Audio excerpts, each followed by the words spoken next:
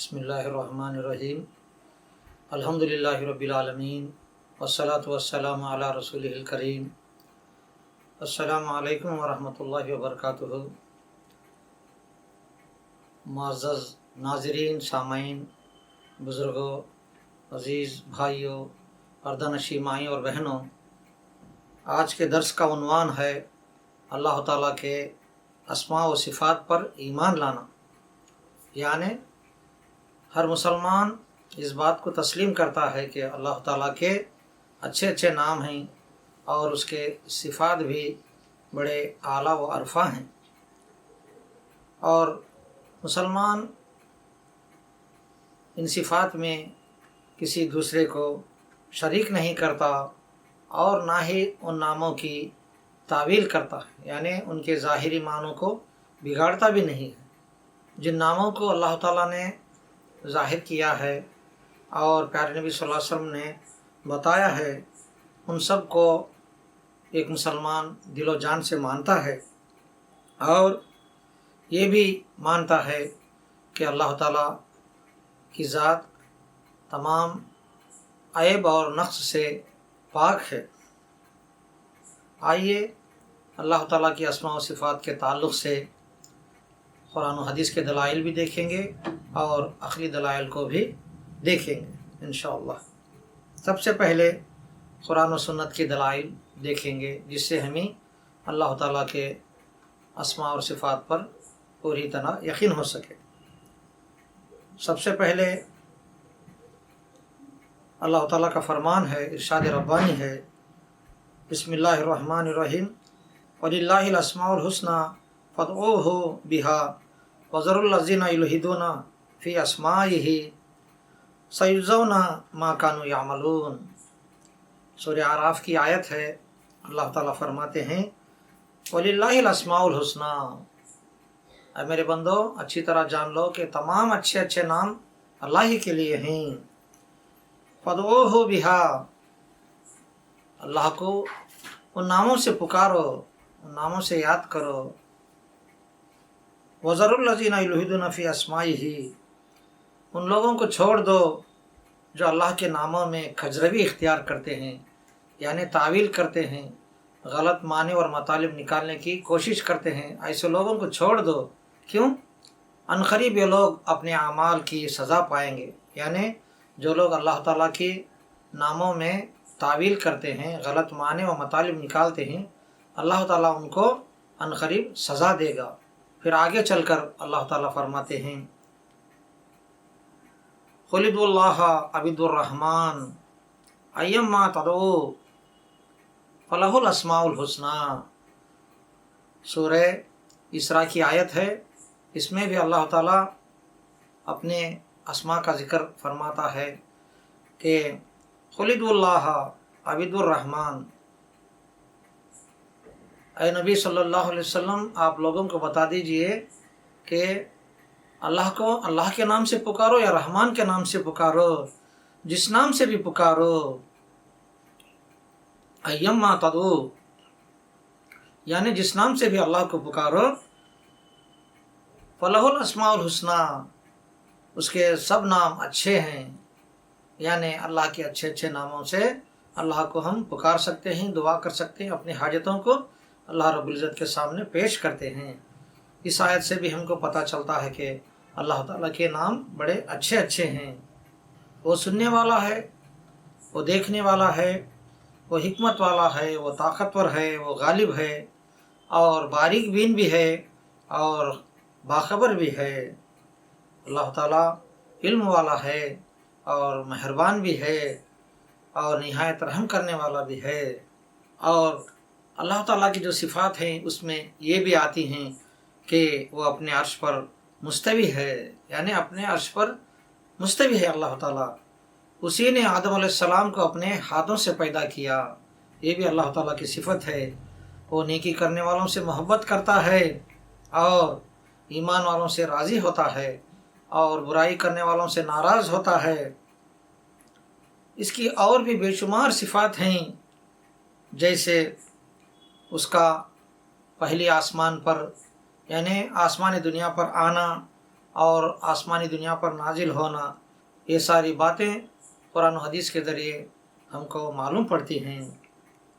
حدیث مبارکہ میں ہے لا تزال جہنم یلقا فیہا، لا تزال جہنم یلقا فیہا وہی تقول هل من مزید حتی یضع رب العزت فیہا رجلہ وفی روایتہ قدمہ فینزل بعضها الی بعض فتقول قد خط، رواہ البخاری۔ بخاری شریف اور مسلم شریف کی حدیثوں میں یہ روایت آئی ہے کہ جہنم میں لوگ برابر ڈالے جائیں گے۔ قیامت کے دن جب حساب کتاب ہو جائے گا تو جہنم میں جو جہنمی ہیں ان کو جہنم میں ڈالا جاتا رہے گا، اور جہنم کہے گی حل من مزید، کچھ اور ہے، کچھ اور زیادہ ہے۔ پھر اللہ رب العزت جہنم میں اپنا پاؤں مبارک رکھے گا۔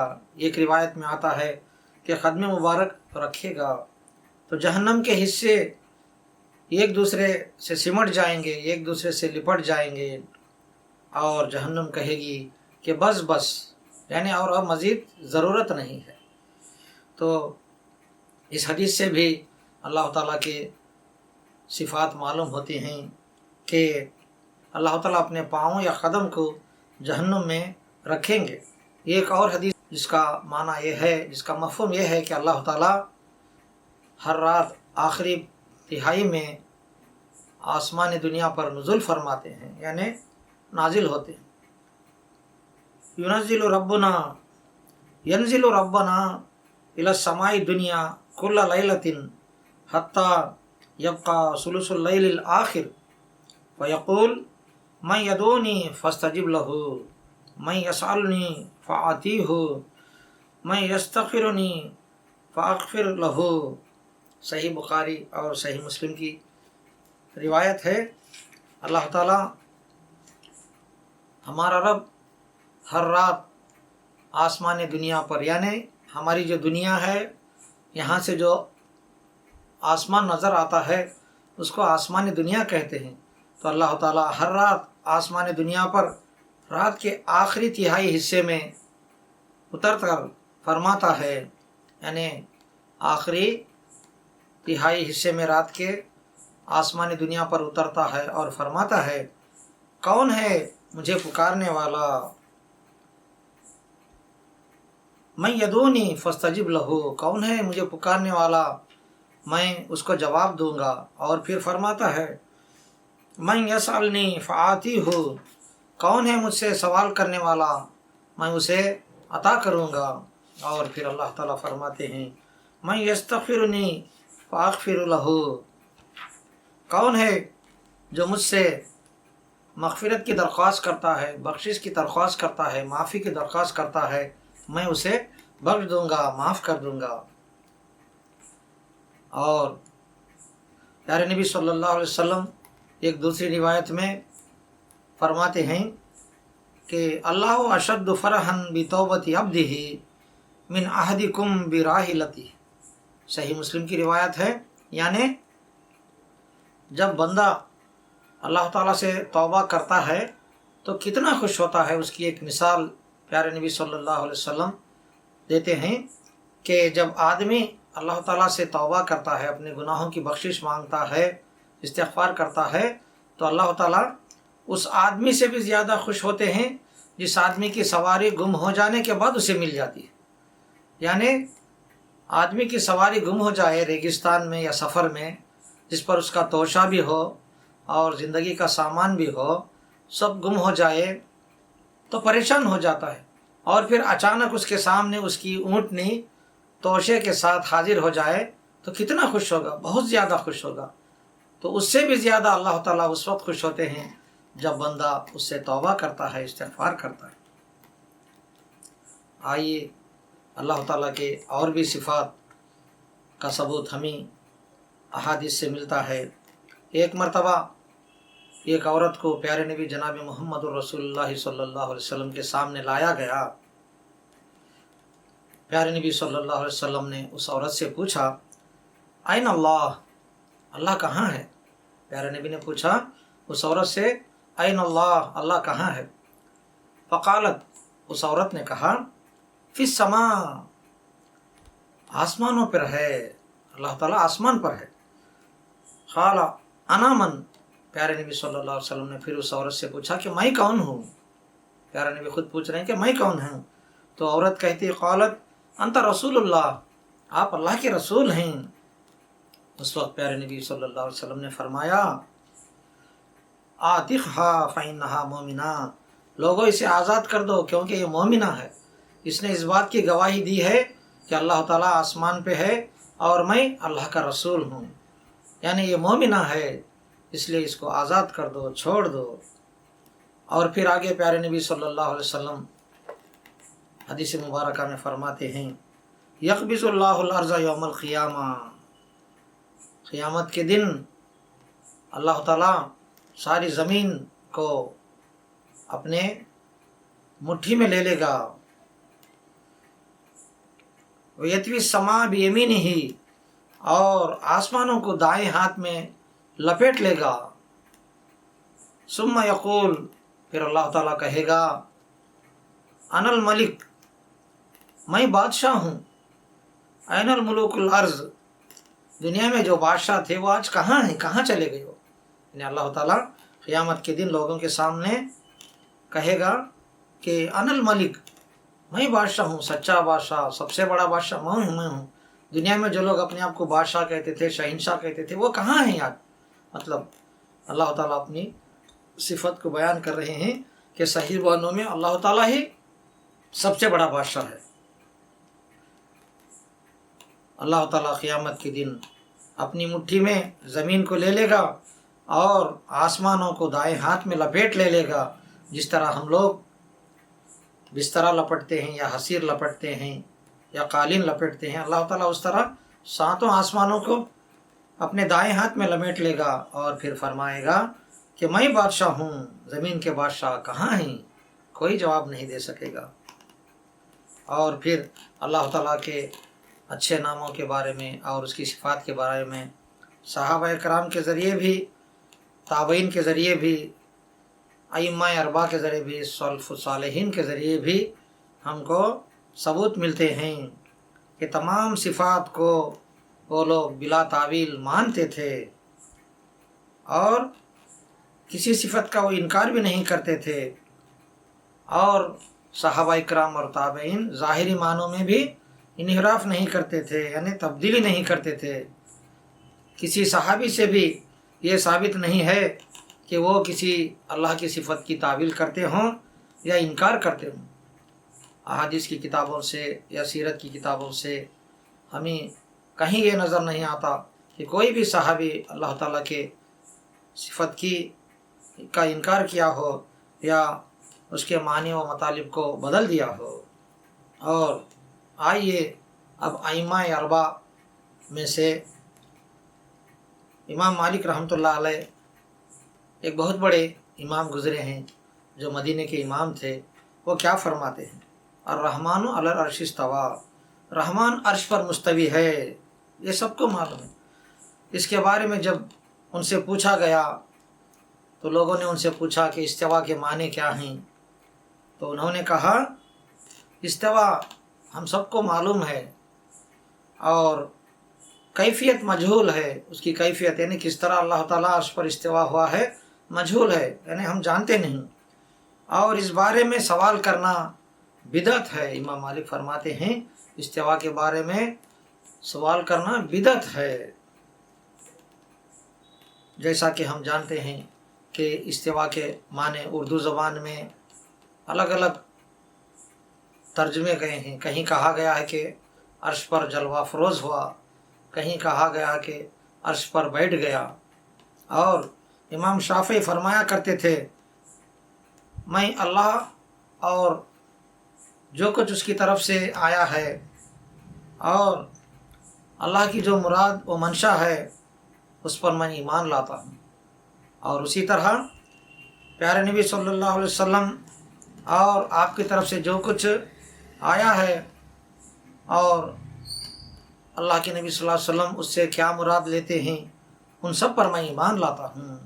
इमाम अहमद जो बगदाद के मशहूर इमाम थे फरमाते हैं, کہ اللہ تعالیٰ آسمان دنیا پر نزول فرماتے ہیں، یعنی دنیا سے جو آسمان نظر آتی ہے اس پر اللہ تعالیٰ نزول فرماتے ہیں، اور اللہ تعالیٰ قیامت کے دن نظر آئے گا، اور بھی بہت سی صفات بیان کرتے ہیں امام احمد کہ اللہ تعالیٰ ہنستا ہے، وہ ناراض بھی ہوتا ہے، راضی بھی ہوتا ہے، ناپسند بھی کرتا ہے اور پسند بھی کرتا ہے، اور اپنے بندوں سے محبت بھی کرتا ہے۔ اور امام احمد فرماتے ہیں کہ ہم جانتے ہیں کہ اللہ تعالیٰ کے جیسی کوئی چیز نہیں ہے۔ امام احمد فرماتے ہیں کہ اللہ تعالیٰ کی جیسی کوئی چیز دنیا میں نہیں ہے، کائنات میں نہیں ہے، وہ سننے والا ہے اور دیکھنے والا ہے۔ یہاں تک قرآن و حدیث کے دلائل ہم نے پیش کیے، آگے چل کر کچھ عقلی دلائل بھی آپ حضرات کے سامنے رکھنے کی کوشش کروں گا۔ آئیے اب عقلی دلائل بھی دیکھتے ہیں اللہ تعالیٰ کے اسماء اور صفات کے تعلق سے، کہ اللہ تعالیٰ نے ہم کو اپنے نام اور صفات بتائے ہیں، اور اللہ کے ناموں اور اس کی صفات کو ذکر کرنے سے اللہ تعالیٰ منع نہیں کیا، اور نہ ہی ان ناموں کی تعویل کرنے کا ہمیں حکم دیتا ہے، اور اللہ تعالیٰ نے یہ بھی نہیں کہا کہ ان معنوں کے ظاہر معنوں کو نہ لیں۔ تو پھر ہم اللہ تعالیٰ کے ظاہری معنوں، اللہ تعالیٰ کے ناموں کے جو ظاہری معنی ہیں ان سے ہم کیوں ہٹ جاتے ہیں، اور اللہ تعالیٰ کے ناموں کی تعویل کرنے کی کیوں کوشش کرتے ہیں؟ اگر ہم اللہ تعالیٰ کے ظاہری معنوں میں تبدیلی لانے کی کوشش کریں گے تو بہت خطرناک بات ہوگی۔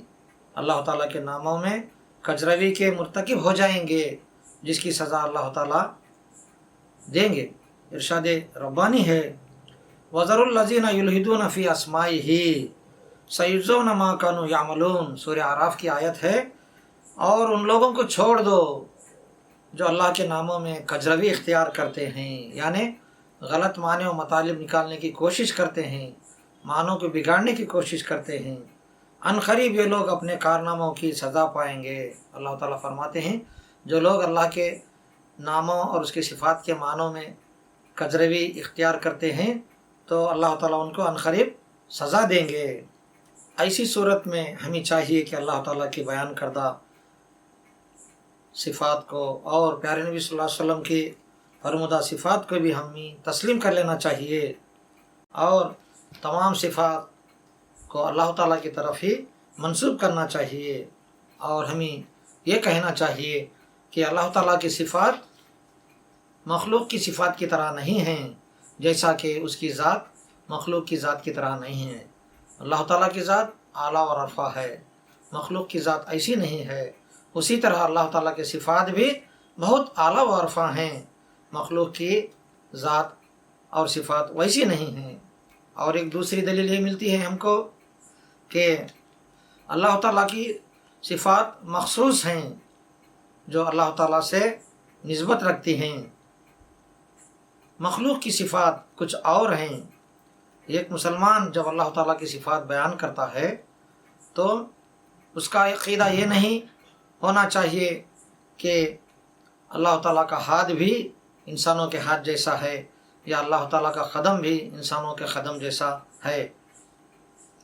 البتہ ہاتھ کا اطلاق دونوں کے لیے ہوتا ہے، یعنی اللہ تعالیٰ کا بھی ہاتھ ہے، آدمی کا بھی، انسان کا بھی ہاتھ ہے، لیکن دونوں ہاتھوں میں بہت فرق ہے، اس لیے کہ خالق اور مخلوق ذات، صفات اور افعال میں ایک دوسرے سے مختلف ہیں۔ اللہ تعالیٰ کا ارشاد ہے بسم اللہ الرحمن الرحیم قل هو اللہ احد اللہ الصمد لم یلد ولم یولد ولم یکن لہ کفوا احد۔ اے محمد صلی اللہ علیہ وسلم کہہ دیجئے کہ وہ اللہ ایک ہے، قل هو اللہ احد، کہہ دیجئے کہ وہ اللہ ایک ہے، اللہ الصمد، وہ بے نیاز ہے، اس کو کسی کی حاجت نہیں ہے، بلکہ دوسرے اس کی حاجت مند ہیں، دوسرے اس کے محتاج ہیں۔ لم یلد ولم یولد، اس نے کسی کو جنا نہیں اور نہ کسی دوسرے نے اس کو جنا ہے۔ ولم یکن لہ کفوا احد، اور کوئی بھی اس کا ہمسر یعنی برابر کا نہیں ہے۔ اور پھر سورہ شورا کی ایک آیت ہے، اللہ تعالیٰ کا فرمان ہے کہ لیس کمثلہ شیء وہو السمیع البصیر۔ اللہ تعالیٰ فرماتے ہیں کہ اس کی مانند کوئی چیز نہیں ہے، یعنی اللہ تعالیٰ کی جیسی کوئی چیز دنیا میں نہیں ہے، ساری کائنات میں نہیں ہے۔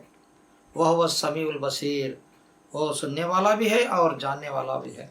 تو محترم بزرگوں، عزیز بھائیوں، مائی بہنوں، آج کے اس درس سے ہمیں یہ پتہ چلتا ہے کہ اللہ تعالیٰ کے جو نام ہیں وہ بہت اچھے اچھے نام ہیں، بہت خوبصورت نام ہیں۔ انگریزی میں ایکسلنٹ نیمز کہا جاتا ہے، بیوٹیفل نیمز بھی کہا جاتا ہے۔ اسی طرح اس کے صفات بھی ہیں، یعنی اس کے پراپرٹیز ہیں، اس کے اسپیشل فیچرز ہیں، یہ اللہ تعالیٰ کے تعلق سے ہی ہیں۔ اس کے جیسے صفات کسی مخلوق کے نہیں ہیں۔ تو اس درس سے ہمیں یہ پتہ چلتا ہے کہ اللہ کے ناموں پر ہمیں پورا یقین ہونا چاہیے اور اس کے صفات پر بھی پورا یقین ہونا چاہیے۔ اس کے ناموں میں اور اس کی صفات میں کسی طرح کی کجروی اختیار نہیں کرنا چاہیے۔ آخر میں اللہ تعالیٰ سے دعا ہے کہ اللہ تعالیٰ مجھے اور آپ کو اللہ تعالیٰ کے اچھے اچھے ناموں اور اس کی صفات پر پورا یقین کرتے ہوئے انہی ناموں سے اللہ کو پکارنا چاہیے اور اپنی حاجتوں کو اللہ کے سامنے رکھنا چاہیے۔ اللہ تعالیٰ مجھے اور آپ کو قرآن و حدیث کی ان باتوں پر عمل کرنے کی توفیق عطا فرمائیں۔ اور آخر میں ایک گزارش ہے کہ اس ویڈیو کو خوب شیئر کریں تاکہ قرآن و حدیث کی یہ تعلیمات دور دور تک پہنچ سکے۔ شکریہ، والسلام علیکم ورحمۃ اللہ وبرکاتہ۔